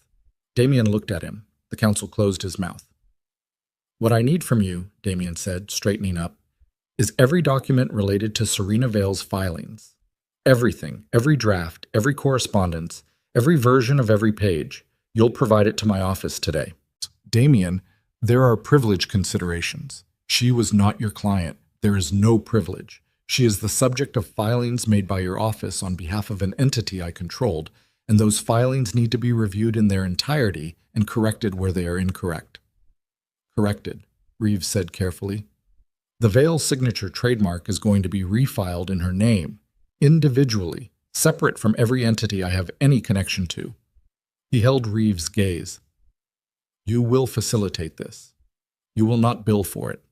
And you will document in writing that the original structure was an administrative error made by your office without the explicit knowledge or consent of Ms. Vale, which is accurate and which you will sign. That statement would expose Thomas. Damien pulled out the chair at the head of the table and sat down. He sat the way he sat when he had finished moving and arrived at the position he intended to hold. You have two choices in this room today. You can facilitate what I'm describing, which costs you some professional embarrassment and a malpractice exposure you can manage, or you can refuse, in which case the documentation of what happened on page 31 of that quarterly bundle becomes available to people who are not in this room and whose interest in it will be considerably less contained than mine. He paused. I want to be very clear that when I say documentation, I'm referring to Marco's records, my own records, and a thorough review of every quarterly bundle you have prepared for me in 11 years, any page of which may contain decisions you made without adequate disclosure. Do you understand what I'm offering you? Reeve was very still. His counsel leaned toward him and murmured something. Reeve waved him off with a slight movement of 2 fingers. The statement, Reeve said finally, will be prepared as an internal correction notice, not a public. However you need to structure it legally. I'm not interested in the format. I'm interested in the outcome and the refiling. This week. That timeline is this week, Thomas. Another silence. All right, Reeves said. He said it without inflection, without visible emotion, with the contained acceptance of a man who has run his calculation and found only one viable exit. He reached for the top folder on the stack in front of him. Damien stood. Marco will coordinate. He'll be in contact within the hour. He walked to the door. Damien?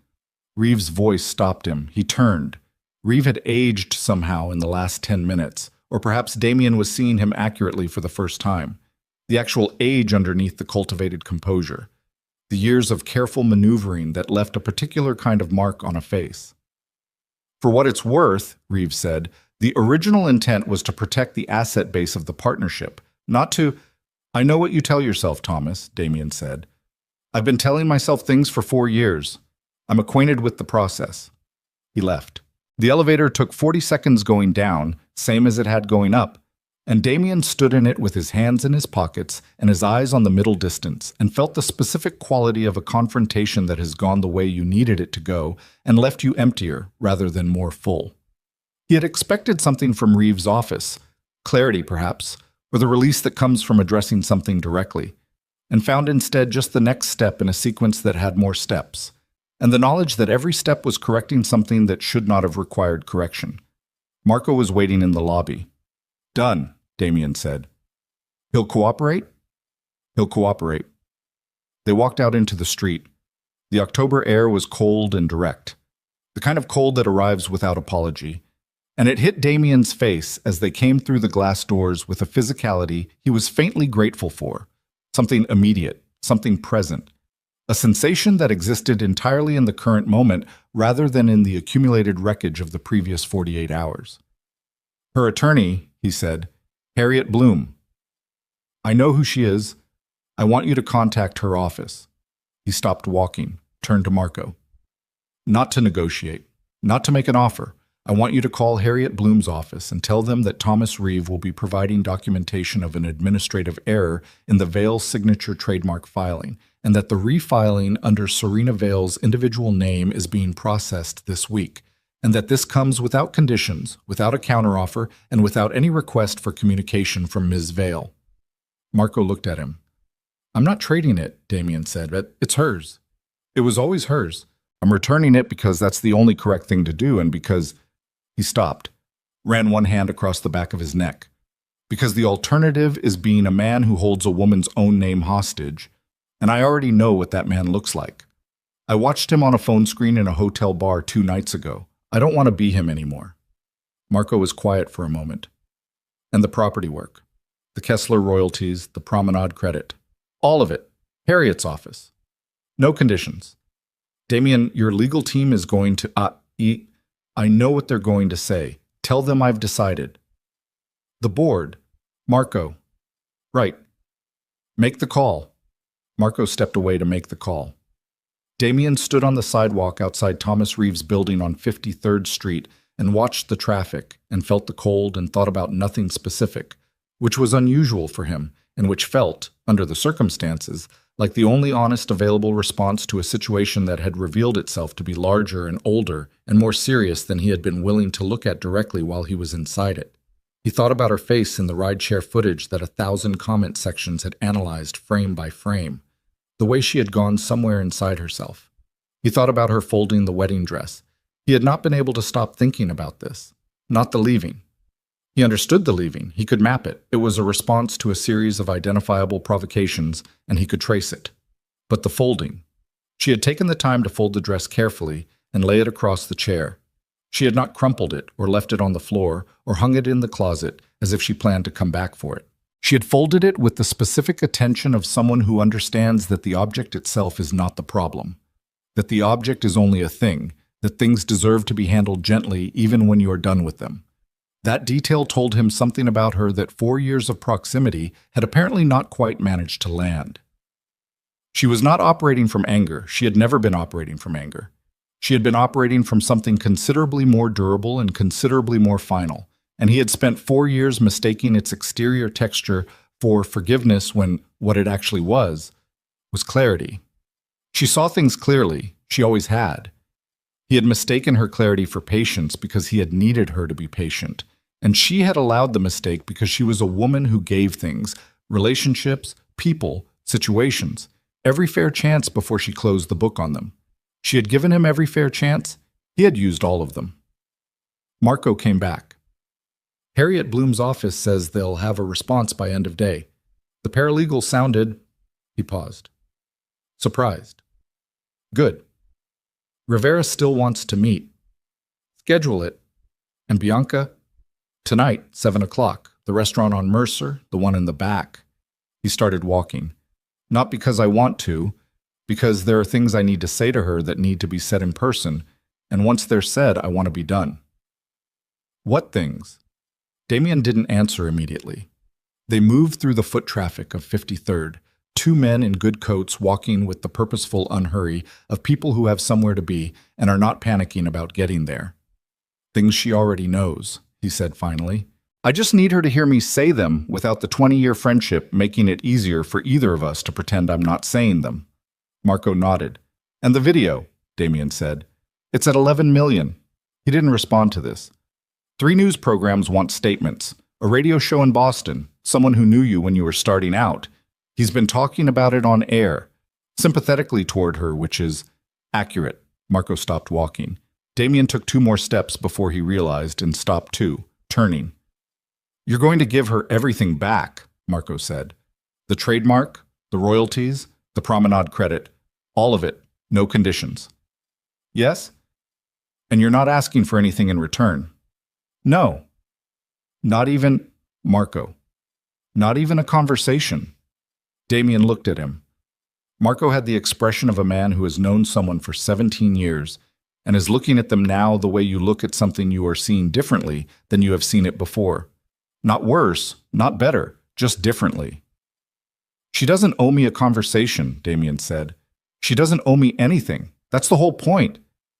They stood on the sidewalk with the city moving around them. The Viscari board meets Thursday, Marco said. I know.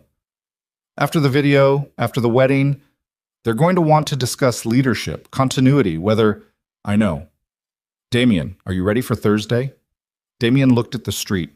A cab went past, then a cyclist, then a woman with an enormous tote bag who was walking and reading simultaneously with the practiced balance of a seasoned New Yorker. No, he said honestly, but I'll be there. He started walking again. The restaurant on Mercer was the kind of place that understood that the most valuable thing it could offer certain clientele was privacy, and it delivered this through geography. The room in the back required passing through the main dining room and then through a secondary corridor and then through a door that looked like a supply closet but opened into a space of 12 tables, low lighting, and a maitre d' who had been making eye contact with important people for 30 years and understood without being told when a table was not to be approached unnecessarily. Bianca was already there when Damien arrived at 7:03. She was wearing something dark and uncharacteristically understated. She had always used clothing as a form of communication, and tonight the message was, I know this is serious. She was drinking water, not wine, which was another message. I am not here to manage this socially. I came prepared to hear something I may not want to hear. Damien sat down. They looked at each other across the table with the specific quality of 2 people who have known each other so long that the presence of discomfort between them is itself the most disorienting thing in the room, because discomfort had never been a feature of their dynamic. Their dynamic had been ease, instinctive and mutual, the ease of people who had built a private language over decades and used it constantly and without thought. Tonight, the private language was unavailable. Thank you for coming, he said. Of course. I'm not going to be here long, he said. I have things to say, and I want to say them clearly, and then I think we both need some time. She nodded. Her hands were on the table, not fidgeting, which told him she was working hard to hold a stillness that did not come naturally to her. What happened at the wedding was my fault, he said. Every piece of it. I made choices and I kept making them, and I told myself every single time that you needed something from me and that Serena was strong enough to absorb the cost. That was not fair to her, and it was not honest. And I allowed it because it was easier than confronting what it actually meant. Bianca didn't say anything. Her jaw was set. But I also need you to tell me something, he said. And I need you to tell me truthfully, because what I do with the answer matters, and I am done making decisions based on information I haven't fully examined. What do you want to know? The bridal car. He held her gaze. Whose idea was it? Originally, not the way it was presented to me in the moment. Whose idea? Bianca was quiet for a count of 4. Mine, she said. Why? Another pause. Shorter.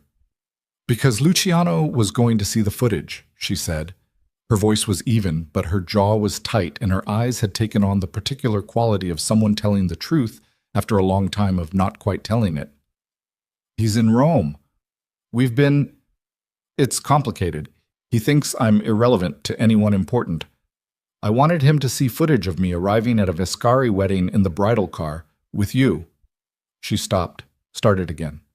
I wanted him to think I mattered. The table was very quiet. Luciano, Damien said. Yes.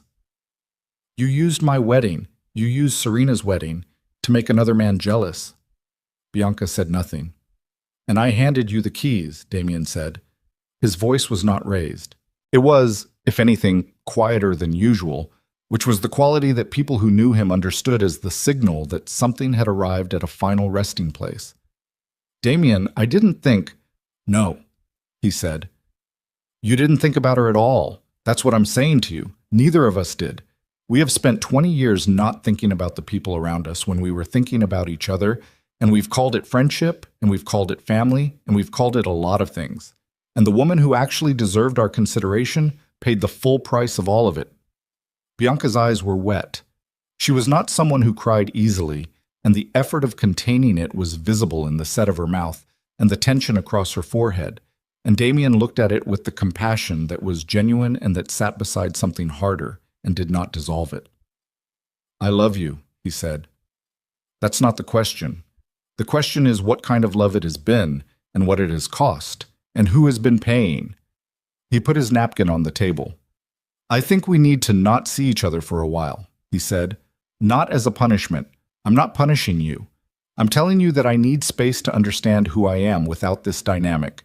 And I think you need the same thing. And I think we have been so comfortable with each other for so long that we have been using that comfort to avoid exactly this kind of understanding. She looked at him. For a moment, she was the 8-year-old girl 3 houses down, the one who had knocked on his door every morning for a whole summer because her house was loud in the mornings and his house was quiet, and he had let her in because nobody had told him yet that there were reasons not to. Okay, she said. It was the sound of something ending, not badly, but completely. He stood, put on his jacket. I hope Luciano knows what he has in you, he said. I mean that. You deserve someone who sees you without you needing to prove anything. She looked up at him with something in her face that was not the performance of an emotion, but the actual thing. So did she, Bianca said. He held her gaze for a moment. Yeah, he said. She did. He walked out through the private corridor and through the main dining room and out through the front door of the restaurant on Mercer, and the October night hit him again, the same direct cold, and he stood on the sidewalk for a moment with his hands in his coat pockets and breathed it in, and then his phone lit up in his pocket, and he pulled it out and read the screen. Marco. Harriet Bloom's office called. They received the documentation from Reeve. She wants to confirm. No conditions. No requests. No contact. Damien typed, confirmed. No conditions. No contact. He sent it. He put the phone away. He stood on Mercer Street with the city around him and the cold and the sound of a night that was continuing regardless. And he understood with the specific quality of understanding that arrives when you have stopped trying to manage the shape of something and simply looked at it. He understood that Thursday's board meeting was going to ask him questions he didn't know the answers to yet, and that the answers to those questions were going to cost him things he had previously considered non-negotiable, and that he was going to have to decide whether the man he was becoming required the empire the man he had been had built. He thought about a woman pressing her palm flat to a hardwood floor in an empty room on Delancey Street. He thought about day one written at the top of a page. He thought about what it would take to become something from nothing when everything you had built was attached to someone else's name. And somewhere in the back of his chest, underneath the grief and the accountability and the exhaustion that had settled into his bones over 48 hours of not quite sleeping, something else was present. Something he had no clean word for and was not ready to examine directly. He started walking. Thursday was coming, and the board would be there, and Rivera would be there. And the full accumulated weight of 20 years of the Viscari name would be there, and he would stand in front of all of it and give them the answer to their question, and the answer was going to be the most expensive thing he had ever said out loud, and he was not ready, and he was going to do it. Thursday arrived the way difficult things tend to arrive, not dramatically, not with any weather that matched the occasion, just an ordinary gray morning with coffee going cold on a desk and a clock moving at its usual speed regardless of what the day required. Damien was dressed by 6:15. He had slept in the hotel room on the 9th floor for a third consecutive night. Not because he had nowhere else to go, but because going back to the penthouse he shared with no one now felt like a gesture he wasn't ready to make. The penthouse was full of the architectural evidence of a life he had been building in one direction, and he needed several more days before he could stand in those rooms without the specific grief of someone walking through a construction site for a building that was never going to be finished. He stood at the window with the cold coffee and looked at the city and thought about what he was going to say in 4 hours. He had been thinking about it since Mercer Street. He had thought about it through 2 nights of fractured sleep and one long phone call with a man named Carver, who had been his mentor 20 years ago, and who now lived in Vermont and raised retrievers and answered the phone at 11 at night without complaint when Damien called, which he hadn't done in 6 years. Carver had listened to the full account without interrupting, which had taken 40 minutes, and then had been quiet for a moment and said, "What do you want the rest of your life to look like?" Damien had said, "I don't know yet." Carver had said, "That's the most honest thing you've said in 40 minutes. Start there." He had hung up and looked at the ceiling and started there. What he found, when he looked at it without the scaffolding of the organization and the reputation and the accumulated weight of the Viscari name, was smaller and quieter than he expected. He wanted to build things that didn't require anyone to be afraid of him. He wanted to sit across a table from someone and have the conversation be about the actual subject rather than about the subtext of what he represented. He wanted, at some point, to sleep the way Carver apparently slept. Without infrastructure, without the particular vigilance that had been so constant for so long that he had stopped experiencing it as vigilance and had started experiencing it as just the normal texture of being awake. He wanted a morning where the toast burned and it was funny. He did not think about Serena when he thought this. He told himself he did not think about Serena when he thought this. The coffee was fully cold. He set it down. The Viscari board met in a building on Park Avenue in a room that had been designed, consciously or not, to communicate the relationship between the organization and permanence. Dark wood, heavy table, chairs that did not move quietly, portraits on the wall that were not of anyone's actual family but created the impression of lineage, of continuity, of a thing that had existed long before the people currently in the room and intended to continue long after. There were 9 people at the table when Damien walked in at 10 o'clock. He knew all of them. He had known most of them for more than a decade. He had sat at this table in conditions ranging from routine to genuinely dangerous, and had always entered the room the same way. Settled, contained, projecting the specific quality of authority that is not performed but rather exists as a fact about a person that a room recognizes before any word is spoken. He entered the room the same way today. What was different was that he was not going to be leaving it the same way he arrived. Rivera was at the far end of the table. He was 73 years old and had the compact stillness of a man who had outlasted several things that should have finished him. And he watched Damien cross the room with the specific attention of someone who has already formed their position and is waiting to see whether the other person is going to make this easy or difficult. Damien sat at the head of the table. He put both hands flat on the surface. He looked around the room at 9 faces, some of them worried, some of them waiting, 2 of them wearing the careful neutrality of men who had already had a conversation before this one and were managing the distance between their private position and their public one. "I'm going to say this without preamble," Damien said, "because this table has always worked best when the actual subject is on it and not under it." Nobody moved. The events of Sunday have created a situation that affects this organization's relationships, its public standing, and its operational continuity in ways you've all been briefed on. I'm not going to relitigate the events. I'm going to tell you what I've decided. Rivera's eyes hadn't moved from his face. "I'm stepping back from active leadership of the Viscari organization," Damien said. "Not temporarily. I'm recommending Marco Santini as transitional director with full operational authority, effective at the end of this meeting. I will remain available for specific matters that require my involvement in an advisory capacity. for a defined period of no longer than 18 months, at which point my role in the organization will be fully concluded. The room absorbed this. One of the men to his left, Ferretti, who had been with the organization for 22 years and who Damien had always considered a fundamentally decent man operating in an indecent structure, put his pen down on the table with a small, deliberate click that was the equivalent of clearing his throat. "This is your organization," Ferretti said. "It was my father's organization. I've run it for 14 years. I've made it considerably more than it was, and I've done that by understanding when a thing requires what I can give it, and when it requires something else." Damien looked at him steadily.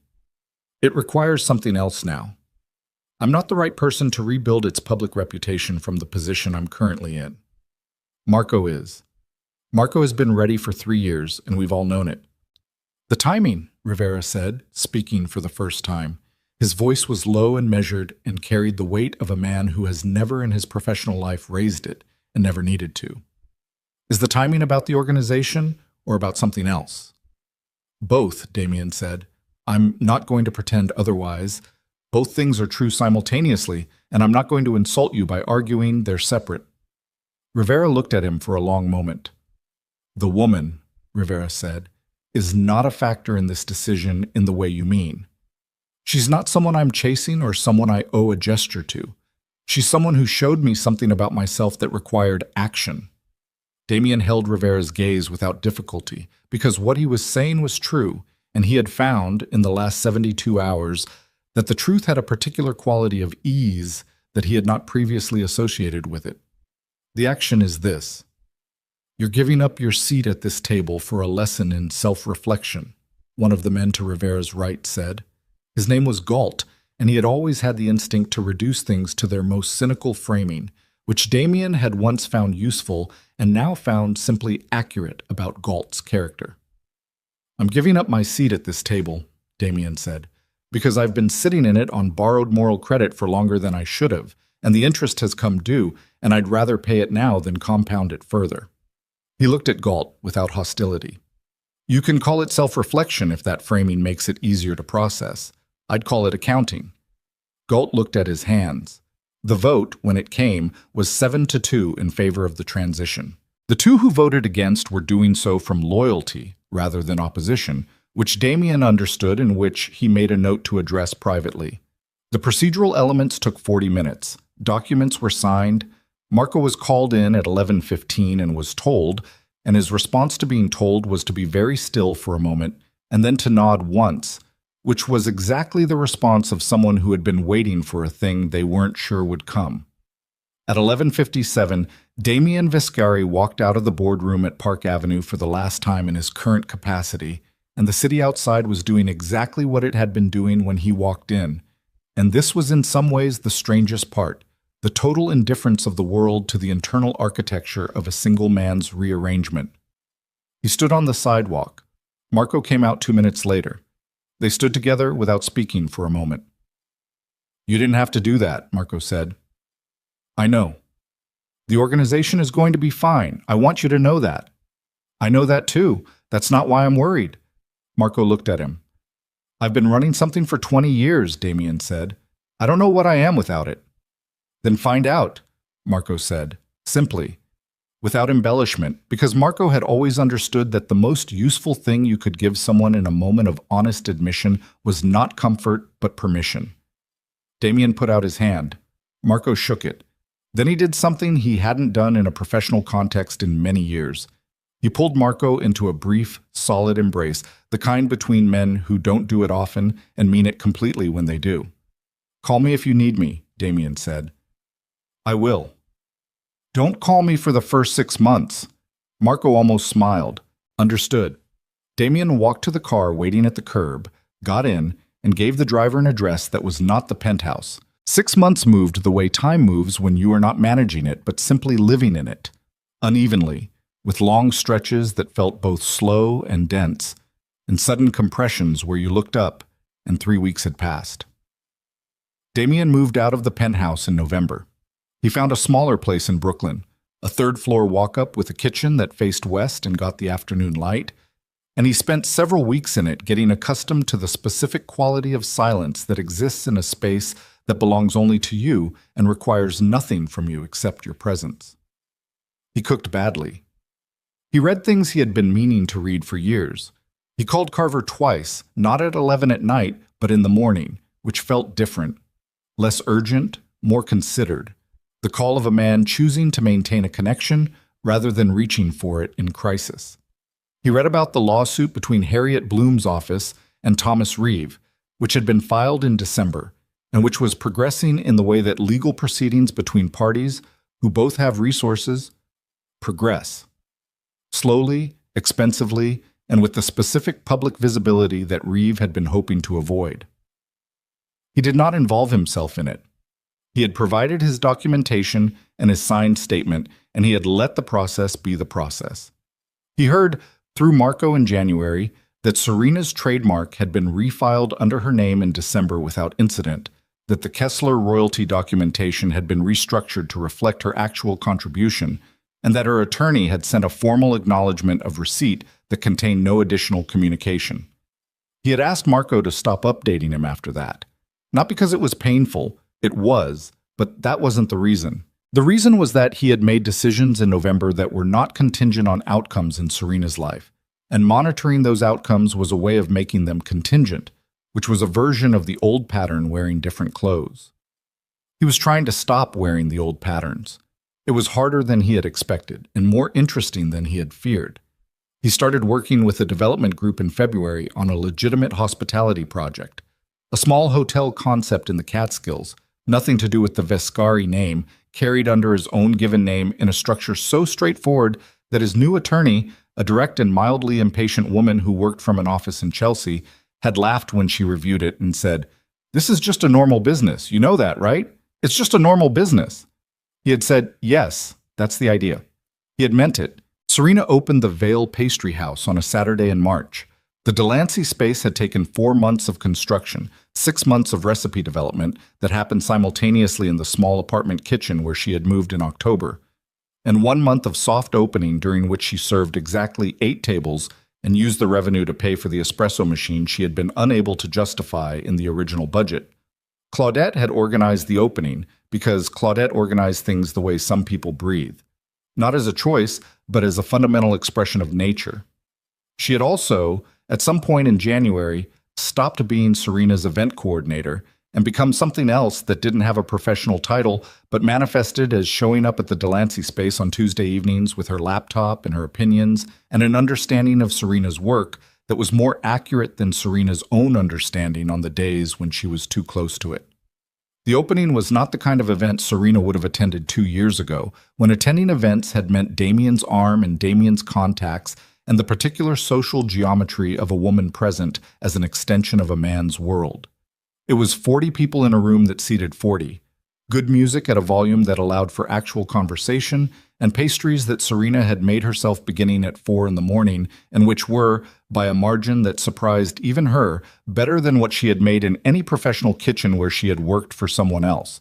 She stood behind the counter for most of it, not performing, just working.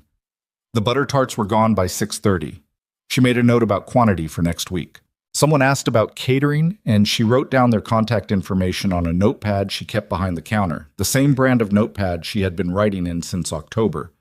And the pages of this one contained a different kind of list than the first one. Not a record of what had been taken from her, but a record of what she was building. Her mother arrived at 7, came through the door with her coat still on, and her eyes doing the thing they did when she was trying not to cry, which was looking at everything except the person she most wanted to look at. Serena came around the counter and put her arms around her, and her mother held on with the grip of a woman who had watched her daughter go through something that had no adequate maternal response except presence. "The almond croissants," her mother said finally when they separated. She was inspecting the remaining pastries in the case with the critical expertise of a woman who had been baking since before Serena was born. "The lamination."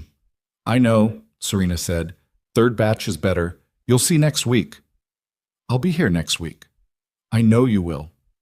Her mother reached across and tucked a strand of hair behind Serena's ear in the way she had done since Serena was small, and Serena let her, and stood still in the gesture for a moment with the particular piece of someone who is exactly where they should be, doing exactly what they should be doing, with the people who have always been the correct people. The opening ended at 9. Claudette and 2 others helped with cleanup, and by 10:15 the space was set for the next morning, and the chairs were up, and the lights were low, and Serena stood in the center of the room, alone for a moment.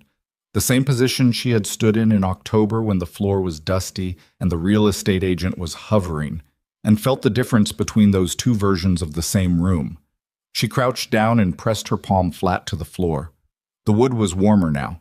It had been walked on for 4 months by people making decisions about construction, and then for 1 month of soft opening by tables of 8, and tonight by 40 people who had come to see what she had made of the space where she had pressed her palm to the floor in October and said okay and meant it. She stayed there for a moment. Then she stood up, got her coat, turned off the remaining lights, and walked out into a March night that was cold and clear and full of the city doing what cities do, which is continue. She saw him in May.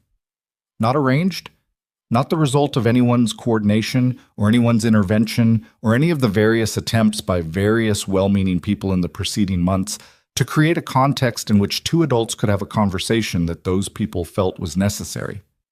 She had declined all of those attempts with the consistent patience of someone who is not bitter about a thing, but who is also not ready to let other people's sense of narrative resolution set the timeline. She was at a farmer's market on the west side on a Saturday morning in May, specifically in front of a table of rhubarb, which she was going to use for the seasonal tart she had been developing for 2 weeks, when she looked up and he was there. He was not looking at her yet. He was at the table adjacent, reading the label on a jar of something, honey, possibly, or preserves, with the slightly squinting attention of a man who has not yet accepted that he needs reading glasses. He was wearing a jacket she didn't recognize, and he had a canvas tote bag over one shoulder, which was the kind of detail that lodged itself in her brain with a specificity she wasn't looking for. The canvas tote bag, the reading glasses situation, the jacket she didn't know. He looked like a man who had been living his own life. She went back to the rhubarb. She picked up 3 stalks and felt their weight, and thought about the tart, the texture she was working toward, the ratio that wasn't quite right yet. And then she heard him say her name. Not loudly, not with any particular charge or apology or weight of intention. Just her name. The way you say someone's name when you've seen them, and the alternative, pretending you haven't, seems like a worse choice. She looked up. He was standing a few feet away with the jar of preserves still in his hand, and the expression of a man who has been surprised by something he thought he was prepared for and found the preparation insufficient. "Hi," she said. "Hi." There was a moment, not an awkward one, exactly. Awkward implies a social failure, a misalignment of expectation, and this was something different.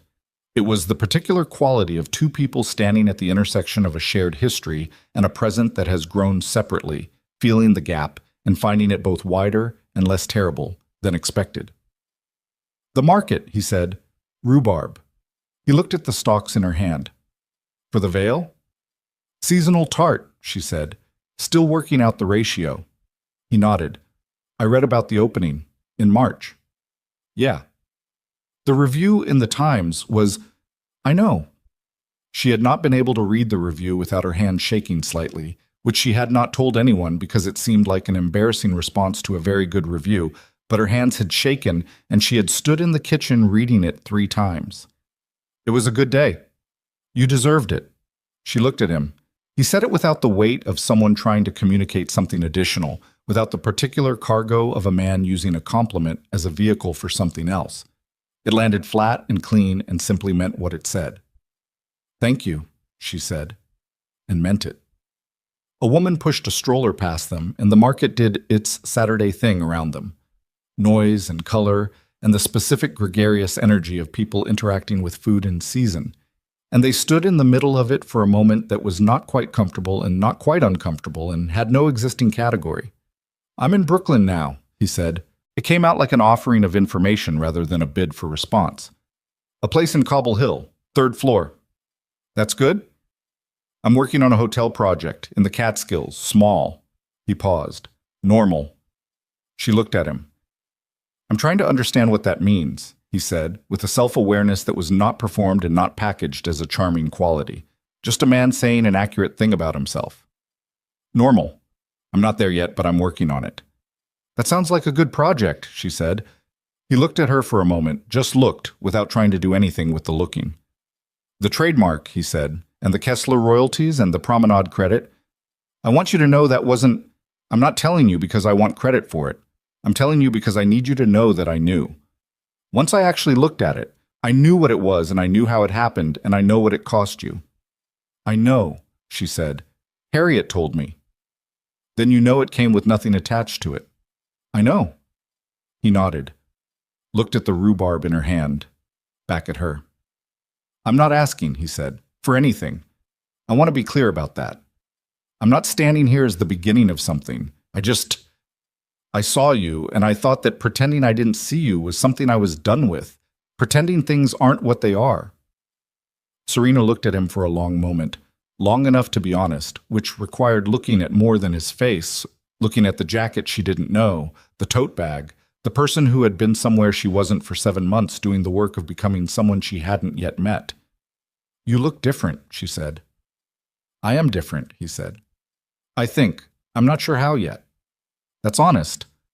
I'm working on that too. She almost smiled. Not quite. How's your mother? She said. Something moved across his face, surprise, and then a kind of softening that was not quite sadness and not quite relief. She's fine. She doesn't understand what I've done, but she's fine. Does it matter that she doesn't understand? Not the way it used to. She nodded. The market moved around them. I should get the rhubarb to a cold place, she said. Right. She moved the stalks from one hand to the other. He put the jar of preserves back on the table. Well, he wasn't buying it, had never been buying it, had just been holding it in the way of someone who needed something in their hands to anchor themselves in an unexpected moment. Serena, she looked at him. I hope it's everything, he said.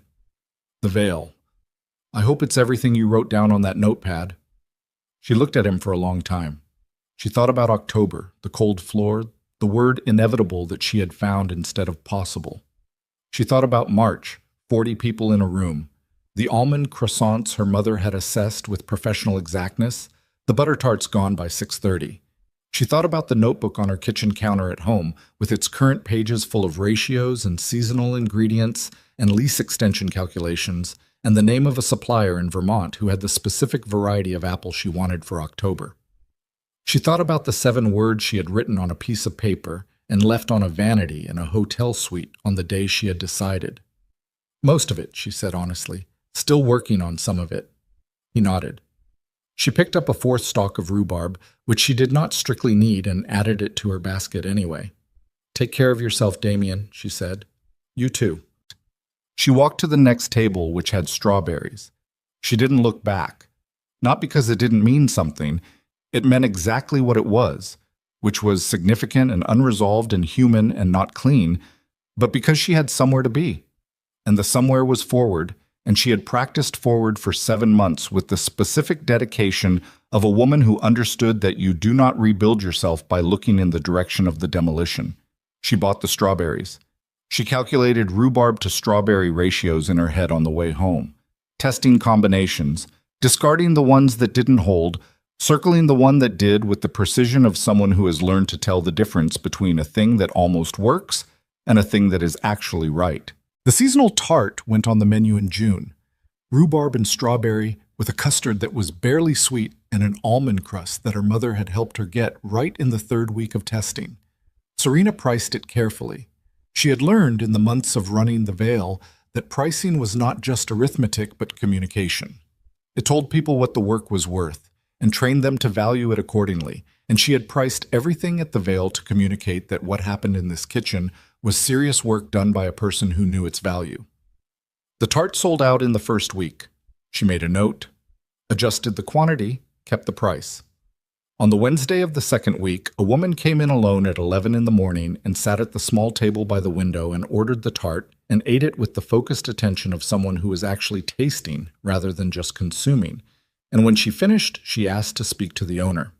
Serena came out from the kitchen with flour on her left forearm that she forgot to wipe off until she was already at the table. The woman was perhaps 65, elegantly dressed without being showy, with the kind of face that had earned its lines over time and wore them without apology.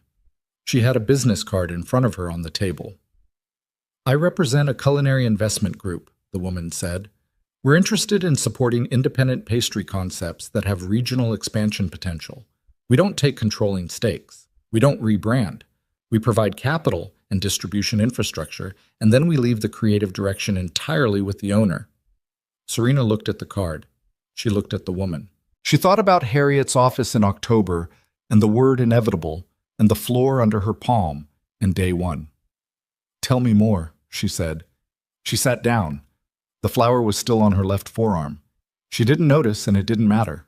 That fall, on a Saturday in October, exactly 1 year from the morning she had burned her toast and taken a ride share to the most important departure of her life, Serena Vale stood outside the Vale Pastry House before it opened and looked at her name on the glass door. Vale. Just that. One word. Her name, in clean letters that let the light through at the right angle. She was not thinking about the year that had preceded this moment. She had thought about it extensively and with considerable honesty in the months of its unfolding, and she had come to the understanding that it did not require continuous revisitation, that you could carry a thing, acknowledge its weight, and still put it down when you needed your hands free. She was thinking about the apple tart on the menu for this week, the Vermont supplier's delivery arriving at 7, the new hire starting Monday who had graduated from culinary school in June and who had the particular quality of someone who works hard because they love the work and not because they need the approval. She was thinking about the investment meeting next Thursday and the question of whether expansion meant a second location or a wholesale arrangement with 2 hotels upstate, and which of those options preserved the thing that made the Vale the Vale. She was thinking about calling her mother tonight. She was thinking about the almond croissant lamination, which was still not exactly right, and which she had accepted might remain a work in progress indefinitely, which was fine because a work in progress was a thing with a future. She took out her keys, unlocked the door, went inside.